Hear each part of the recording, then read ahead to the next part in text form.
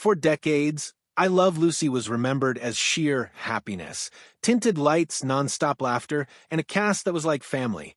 It was the sort of program that seemed to transcend its time, reaching across the years to become a cultural landmark, a reminder of when comedy was innocent, reassuring, and universal.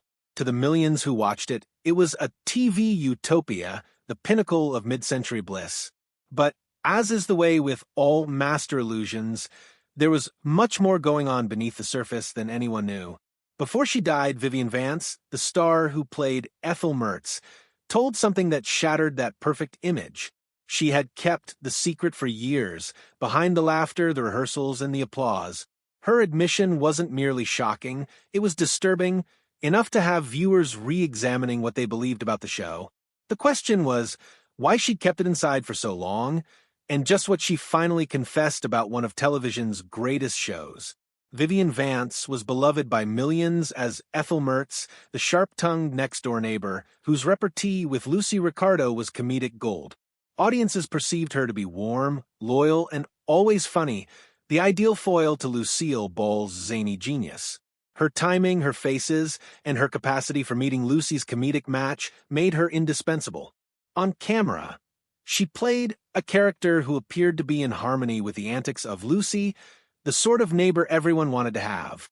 But behind the scenes, Vivian bore a personal secret that undercut all the show seemed to stand for.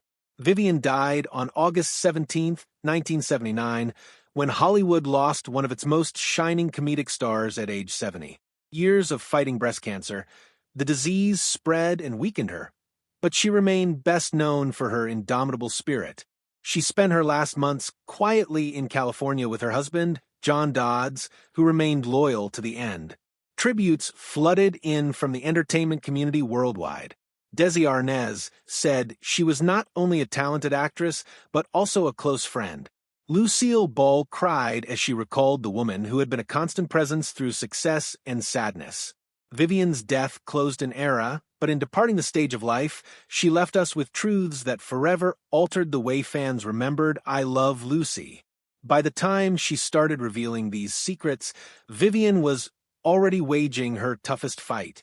Diagnosed with breast cancer in 1973, she survived decades of operations, chemotherapy, and treatments that broke down her body but never broke her spirit. Those around her realized that she lived with the awareness her days were numbered, and maybe that necessity allowed her the strength to speak her mind. As the years took their toll on her health, she looked back on her life, her fights, and the legacy that had shaped her existence. What she shared was that the behind-the-scenes truth was quite far from the laughter her fans loved. For years, fans felt the cast was as close in real life as they were in front of the camera. They pictured a set of love and camaraderie. However, says Vivian, the unity was TV-created pretense. Behind the cameras, tension, not to mention suffocating studio regulations, governed the air, while the relationships were more complicated than anyone could imagine. One of Vivian's greatest burdens was playing Ethel Mertz. Initially, being cast on such a pioneering sitcom was exhilarating. Being on a nationally loved program offered fame, security, and attention. However, as the years passed, the role became a confinement. She admitted that she felt imprisoned many times, held back by a character who gained her fame, but at the same time restricted her possibilities. It was a paradox. Ethel gave her everything and took everything from her simultaneously. Her candor in her observations in those last years provided glimpses to fans of the price of comedy. The sacrifices beneath the laughter were enormous, and Vivian conceded the cost was greater than she had anticipated. The most surprising revelation she made derived from her on-screen wedded bliss to Fred Mertz. Ethel and Fred's on-screen partnership became one of television's favorite comedy duos, but it was poisoned from the very beginning behind the scenes.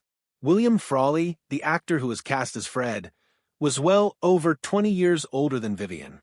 At the time, Vivian was attractive, energetic, and in her early 40s, while Frawley was nearing his 60s with a reputation for heavy drinking and a gruff demeanor shaped by decades in Hollywood.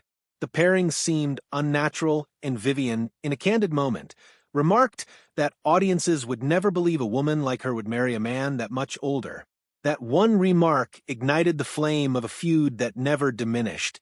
Frawley construed her words as a personal affront, and his pride would not permit it. After that, their professional working relationship turned sour. While they performed faultless comedies as the sparring Mertzes, off-camera, their contempt was genuine. Their snappy repartees were not always scripted. Oftentimes, the bite in their comments was driven by real annoyance. The crew and cast became accustomed to the tension, but the hostility never disappeared. Vivian went on to confess unabashedly, "Bill and I never got along. From the very beginning, we simply couldn't stand each other. But we were actors and we did our jobs. The amusing thing is, people thought our arguing was love. It wasn't. It was the sole, genuine element of Fred and Ethel.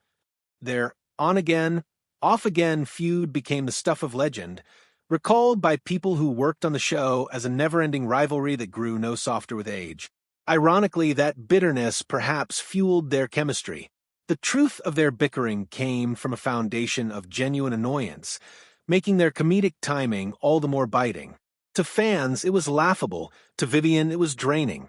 As tough as her run-ins with Frawley were, they were child's play compared to the stress of working with Lucille Ball. Vivian's entry into Lucy's universe was both thrilling and frightening. Lucille was a perfectionist who practiced scenes over and over again until timing was tack-sharp. Vivian remembered how Lucy's genius made her feel in the shade, confessing to being terrified during early days. But gradually, the intimidation became admiration. Lucy's tireless work ethic educated Vivian in how to sharpen her skills, how to balance precision with instinct. She challenged me, frustrated me, and inspired me all at once. Vivian admitted, though not always easy between them, their relationship evolved into something much more profound than professional regard. Lucille and Vivian became close friends. It was Vivian who remained by Lucy's side when her marriage to Desi Arnaz began to collapse, providing comfort and not judgment. Lucille would later confess that Vivian was her rock, the one she could turn to when the world around her was falling apart. Their relationship transformed into a sisterhood, one that would survive an entire lifetime based on laughter, tears, and loyalty. To Vivian, Lucy was the sister I never had. To Lucy, Vivian was family. Even this friendship, however, was not enough to protect Vivian from the brutal demands of Hollywood. The studio demands were vicious, and many of them were directed against her personally. To highlight Lucy's glamour, Desilu executives demanded that Vivian remain a bit heavier. She was simply told that she had to appear less beautiful so Lucy would look more beautiful. For a woman who adored style and beauty, it was degrading. "They asked me to look dowdy," she confessed resentfully. The studio controlled everything: her weight, her clothes, her makeup. She was made to wear sloppy dresses, unbecoming wigs, and powder that made her look older than she did. What people saw as Ethel's character was, in fact, a strictly enforced disguise. Off-camera, Vivian was glamorous, chic, and elegant. Friends envied her glamour, her poise, her sense of style. And every day she had to don costumes that erased that persona. The dichotomy took its toll. "It wasn't me up there," she said. "It was someone the studio manufactured, and I had to live with her, whether I wanted to or not." Even with the humiliation, she played by the book. To challenge the studio was to risk her career, and in the 1950s, a career's success relied heavily upon its image. The process of live performance simply added to the stress. Rehearsals ran late at night, every step and line repeated until flawless. Friday evenings were live in front of a crowd of hundreds, mistakes not acceptable. Vivian likened it to existing within a pressure cooker. The laughter of the audience could take her to heaven, but silence was a knife. She took the memories of that laughter back home. Every evening, her limbs sore from falls, her throat parched from projection. But for all the fatigue, she never disputed the enchantment. "It was frightening, it was thrilling, and it was the most difficult work of my life," she told herself. In the background, Vivian's professional life was no less volatile than her personal life. She was married 4 times, with each marriage a manifestation of her quest for stability. Her first 2 marriages were unsuccessful as she chased ambition and theater, and ultimately Hollywood. The third marriage to Philip Ober was marred by jealousy and reported abuse, causing scars which took years to heal. But in John Dodds, her last husband, she had the tranquility she had been seeking all her life. Dodds loved her not for her celebrity, but for herself. They created a private, caring existence together, and he stayed with her until her last breath. As cancer ravaged her body, Vivian remained defiant.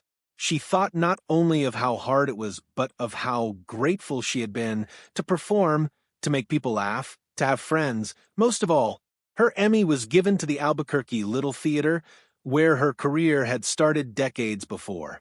It was a gesture of going back to her roots, a reminder that prior to Hollywood, she was just any other woman with a dream of making people experience something through acting. The story of Vivian Vance is not one of comedy, nor fame, nor even her quarrel with William Frawley. It is about the secret price of making millions happy, the sacrifices behind the televisual illusion of perfection, and the strength of a woman who gave her life to a craft that often demanded more from her than it ever gave in return. She bore her truths in silence for years, disclosing them only when she knew she had little time left. Doing so provided the public with an opportunity to glimpse beyond the spotlights and smiles into the truth of what it was to be Ethel Mertz, and even more significantly, what it was to be Vivian Vance. Her legacy makes us wonder, what is the real price of fame, and is it ever truly worth the sacrifices made? Vivian's tale reminds us that behind each laugh track is a flesh-and-blood human, with fears, struggles, and hopes too often obscured from view. She may have been trapped by Ethel, but she was never invisible. In her confessions, she made sure that the world would finally behold the woman behind the apron, the actress behind the persona, and the truth behind the facade of bliss.